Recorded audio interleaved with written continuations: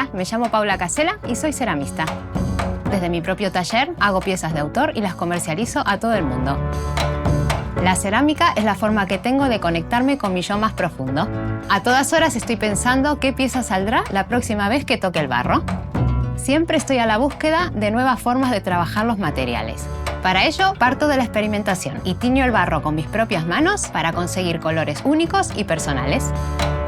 Colorear la cerámica es como dar una nueva vida al barro y se puede hacer de muchas maneras con resultados muy distintos. En este curso de doméstica aprenderás diversas técnicas para teñir pastas cerámicas. Para el proyecto final descubrirás hasta dónde puedes llegar con tu imaginación y crearás una pieza de gran tamaño con pastas de colores y la técnica de carbado. Para empezar, conocerás cómo teñir el barro en estado húmedo y seco con óxidos y pigmentos. También verás cómo colorear los engobes, la barbotina y la chamota.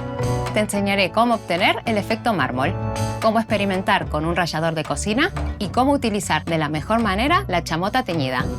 Después te mostraré cómo utilizar los engobes en piezas hechas por colada, cómo trabajar con restos de esmalte seco y cómo divertirte con un hilo de cobre.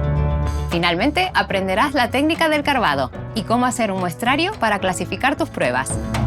Al terminar el curso, conocerás varias técnicas para colorear el barro y dar tu toque personal a la cerámica. Para seguir mis lecciones necesitarás pastas cerámicas en bloque y en polvo, engobes, chamota, óxidos naturales y pigmentos, además de tener acceso a un horno cerámico. Experimenta con la cerámica y el color para crear piezas únicas y con personalidad.